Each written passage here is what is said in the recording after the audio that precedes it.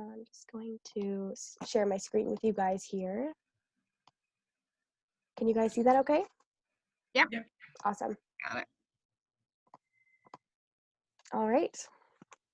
So like the title says, we're going to be going over establishing routines at home using basic reinforcement techniques to promote positive change. So in this slideshow, there's a little bit of applied behavioral analysis in here to help you with that reinforcement of getting that routine going and keeping it consistent. So the first step to any routine is setting goals. And if you don't set a goal, there's kind of challenges around there not being concreteness of what you need to be doing in the week or each day, and it kind of just being very abstract and confusing for both adults and children. So identify the goals is important. You can come up with personal goals as well as family goals. It's really important to come up with those family goals because we are at home with our families right now, and a lot of us are working from home. So having that kind of group goal setting as well as the individual goal setting is kind of beneficial for the family as well as yourself. So I have some examples here in the slideshow that you can kind of use or create your own.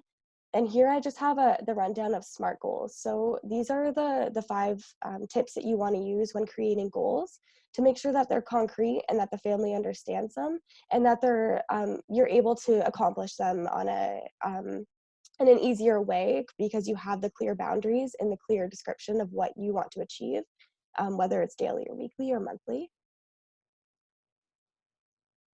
So here is the outline of a basic routine that you can use. They're very customizable, obviously, to your family. So when you're creating the routine, you can use visuals, or if your child isn't really as receptive to them, you can also look at just creating kind of a verbal step-by-step of what is expected in the morning. Timers are very helpful for that as well. If you don't have a timer, you can utilize your cell phone, the microwave timer, the oven timer, kind of whatever you have on hand. So important things of the routine is outlining the things that have to happen every single day. So you obviously have to get up, you have to have breakfast, you have to eat those meals throughout the day, but there's also areas where you can kind of leave it a little bit more lax to fill in fun activities throughout the day.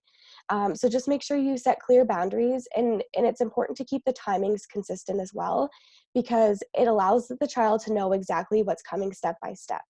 Now, when you do have an empty slot for a routine and you are looking to insert an activity, it's important to communicate to your child, usually the day before, as well as leading up to that activity, what they can expect, just so they have an idea that the routine is pretty much the same, but they do have a new activity or a new fun thing they have to do. So kind of using that verbal communication to allow them to know what to expect is very helpful. So you can add a lot of things to your child's schedule to fill it up. It kind of depends on what your family is doing and what the routines are like, but you can put in the chores that is expected, and you can put time frames in as well, so that you're not telling your child, okay, you need to do this, and then they have the whole day to do it. You can say, okay, at 9:30 a.m. you are going to make your bed and you're going to put your clothing into the dirty laundry basket. Um, and that just kind of helps give them a concrete idea of what's expected, and they don't have to kind of go with the thought of, okay, I have to do this, but there's so many other things I'm going to do, because at the end of the day, there's a possibility that that chore is not done or that activity is not completed. And you don't want to be telling your child to clean their room at 8 o'clock at night before bedtime. So it's important to set those time boundaries in place daily. For the more lax inserts in your routine, when you're coming up with activities such as if you're going to do yoga or go for a walk and things like that, you can be a little bit more abstract with the timings, just because it's good to have freedom in a routine. It gives a child an outlet to express their energy. So it's helpful to have an array of things to offer through the routine. So I'm just going to briefly go over what applied behavioral analysis is and how these techniques can help you. So basically, it's a fancy word that just explains that you're observing behavior and you're using techniques to either stop behavior that is negatively impacting the child, or you're motivating the child to perform a behavior that they may not be familiar with or they may not perform often, if that makes sense. So in this workshop, we're not going to go into much depth with the applied behavioral analysis in the form of stopping negative behavior, sorry. And that's just because it does take a lot of practice, and it does take a lot of kind of research-based reading and stuff like that. So we're going to focus on the reinforcement, which is shown to give positive change with routines, and give the positive outcomes that you're looking for. So the 4 basic terms that you should be familiar with when you are going to use reinforcement for your child is the ABCs, and that's the antecedents, behaviors, and consequences. So the antecedent is what is leading up to the behavior. So for example, in here I have brushing teeth. So you would say to your child, okay, it's time to brush your teeth. Now, the behavior is in the child's control, obviously. So you're either going to get the response of, okay, I'm going to go brush my teeth, or you might get a little bit of defiance, or you might get the, okay, I'll get to it in a minute. So when that behavior comes out, how you react to it is what is going to make the completion successful, if that makes sense. So when you ask your child to brush their teeth, if there's no kind of form of reinforcement, if there's nothing that leads up, that follows that behavior that you're asking them to complete, they're going to kind of look at you and be like, well, why would I do that? Because I'm going to brush my teeth and nothing's going to come of it. So it's important to provide that reinforcement. It can be really simple, such as, okay, if you brush your teeth, then you can have 15 minutes on the iPad, or 15 minutes of TV time. Or you can use the consequence of, okay, they didn't want to brush their teeth. Well, then you can look at maybe taking something away. So until you brush your teeth, unfortunately, you will not be getting 15 minutes of TV time until your teeth are brushed. And then there's the term of reinforcement, which is obviously what you're going to provide in order for that behavior to be completed. Some children go with easy reinforcement, such as a high five. Other children, it has to be a little bit more enticing. So you might have to give electronic time, a toy they like, or maybe a piece of candy, depending on if they're allowed to have that. So reinforcement, when creating a new routine, it's very important to provide the child something to look forward to. So that's the basic premise of reinforcement, is providing that child something that they can be very excited for after completing a task. Usually gives them the motivation to complete tasks that they may not want to do, because let's be honest, chores and stuff like that aren't really fun, especially when mom or dad is home and all the siblings are home and there's a lot of hustle and bustle in the home. Um, so it's important to apply that reinforcement consistently so that those unwanted behaviors kind of diminish and the wanted behaviors start to happen a little bit more. Um, so finding the reinforcement, there's a lot of exploring that you need to do with this. It doesn't work usually on the first try. I will say that now, just in case you try to give a piece of candy or something like that, and they're just like, absolutely not, it's not going to work. It could take several days to do this, because you have to find that sweet spot, that reinforcement that they really want to accept and they really like. So an example of this is uh, a client of mine uses a specific toy that their child likes. And this toy, they actually took away from the play set. And the only time this child gets the toy is when they complete specific tasks that are asked of them. And that toy is such a high reinforcer to them that as soon as they see it, they're like, okay, I will complete it. I will do what you're asking me because I really want that. Now, giving a time limit to reinforcement is important as well. If you're going to give an item, such as a toy or something, or some form of reinforcement that's tangible that you can give to the child, you need to give it a short time period to take it away to keep the novelty still there. So if you are going to provide time on the iPad or a toy, just ensure that when you are giving it to the child, you're taking it away after, let's say, like 5 minutes with the toy, or like 10 minutes with the electronics that you're going to give. Just make sure also, it's like I said, you have to find that sweet spot, because you also don't want to give it too short of time, because they're not going to want to complete that behavior moving forward if they know, okay, I'm only going to get 3 minutes of my iPad. So it's a lot of trial and error to figure out what is a comfortable spot.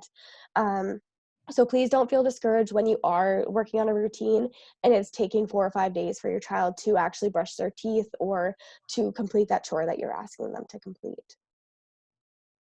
An important thing to also remember is behavior is a form of communication. So a lot of behaviors over time can obviously become frustrating for the parent or the caregiver, because you just don't sometimes understand why they're doing what they're doing, or why they're feeling the way they're feeling. So it's important to note that when there is tantruming, hyperactivity, outbursts, yelling, running away, you know, maybe less energy, so laying in bed or kind of sitting in a corner quietly. It's your child's way of communicating.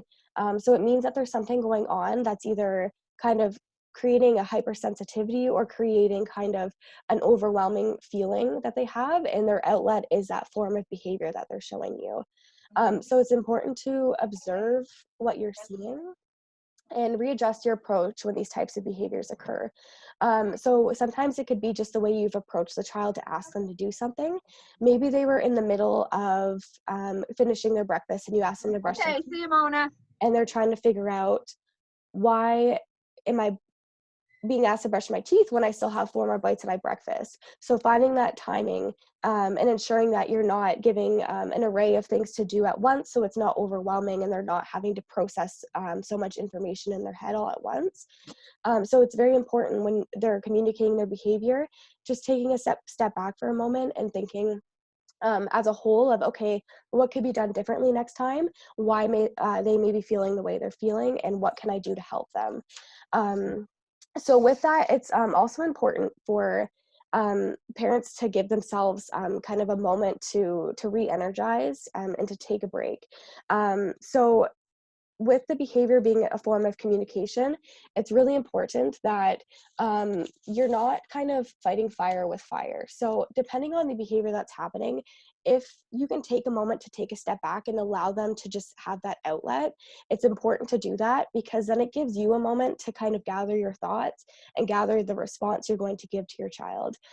It's important to also pay attention to your body language, your tone of voice, and your posture, because children pick up on that very quickly.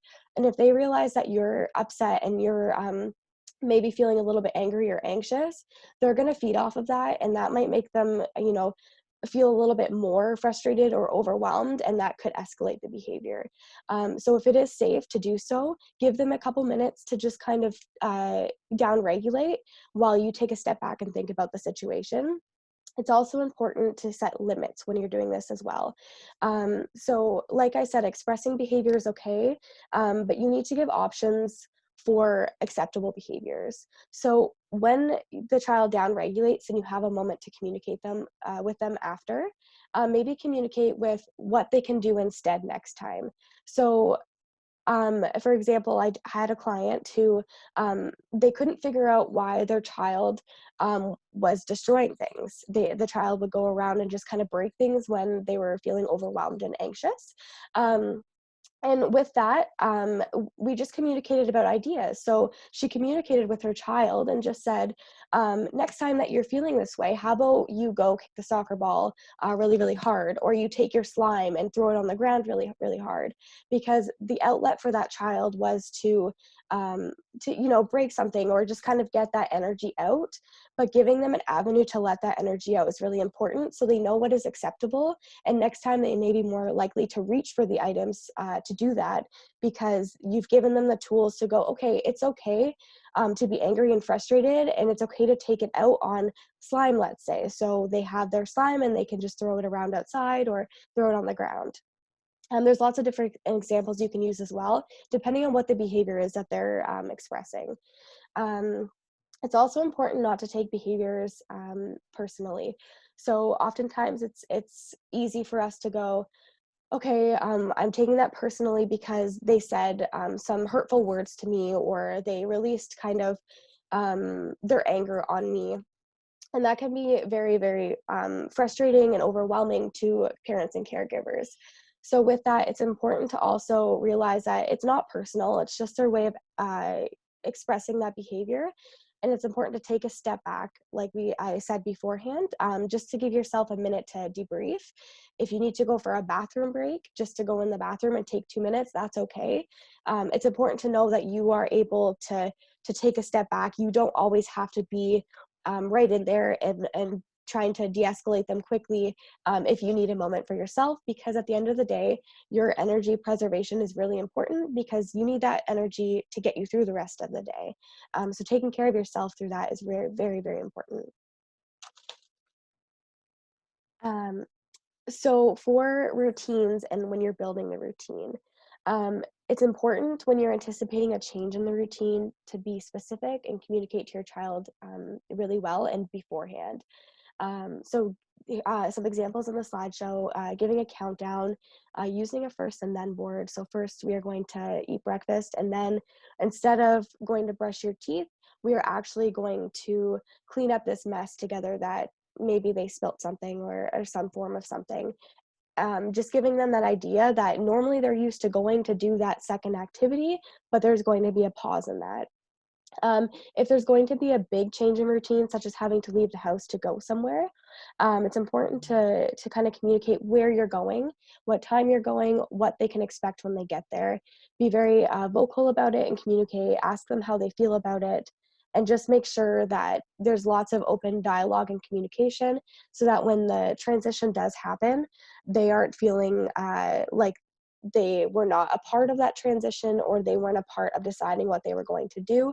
So keeping them included in the routine changes gives them that motivation to continue to go throughout the day with a bit of a difference in their regular schedule. So an important question I get often that I just want to address before we continue to the end of the slideshow is oftentimes people ask if reinforcement is bribery because you're kind of asking your child to do something, and then you're giving them something to do that behavior. Reinforcement is not bribery when depending on the form you're using it. So you want to make sure when you are using reinforcement, um, you're doing it because you want that behavior to benefit that child. You're doing it to teach that child a specific skill or behavior that is going to benefit them overall. The difference between reinforcement and bribery is with bribery, you are asking them to complete something that is going to benefit yourself. So such as if the example down below, I will buy you a candy bar if you stop crying. The child is trying to communicate their behavior to you and they're expressing themselves. And you're using a form of bribery of saying, okay, stop crying, here you go, here's something to stop the crying. That doesn't benefit the child at all because they're trying to express themselves. So it's important to kind of take a step back, and when you are asking a child to do something, ensure that it's going to benefit them. And ensure that when they are completing it, they know the reason why they are completing it. Because sometimes children can look at things such as chores and go, I don't want to do that. It is going to benefit them in the long run, though, because later on in life, there are certain chores that they're going to have to complete regularly. So just ensuring that there's that positive communication about why they're doing what they're doing, and ensuring that you're not bribing them, essentially. And then one thing I just wanted to briefly visit before we come to the end of this PowerPoint is just talking about energy preservation for parents. So oftentimes when communicating with people, I hear that they're guilty of allowing their child screen time or allowing their child specific activities that may be judged upon, such as putting on a movie or having them sit at the computer for an hour and a half. Um, it's okay to do that if you need to take a moment to step back and give yourself some time to kind of debrief and do something you need to do. Now, obviously, you're not going to put your child in front of a movie for 10 hours, but it's okay to pop on a movie, to just take a step back and go, okay, this is an exhausting day. I need to go do something that's for me. So just knowing that energy preservation is very important for you. Um, Other things you can do is create a boredom basket so that if something pops up and you're feeling a little bit overwhelmed, there's lots of things that they can pull out and do without you necessarily having to go through step-by-step instructions or having to be there to help them out. Outside time is also one thing that could benefit the child because they can go in the backyard and kind of play, and you can have a moment to yourself as well. So I just wanted to get that out there as well because we are home every day working from home, and we're with our families and children, and it can get kind of chaotic once in a while when you're together for long hours on end. And you know, and especially with siblings as well when they're together long hours on end. So just giving activities that can be done independently and certain activities that can be done as a family to kind of give that space and then come back together and communicate. Um, so that is the PowerPoint for routines at home and kind of creating routines. And I just wanted to let you guys know as well that the special needs inclusion team is still here. We are operating through Zoom meetings and communicating through email and phone calls. So if you do need any support throughout this time, we are here, and this is our contact information if you do need to reach us.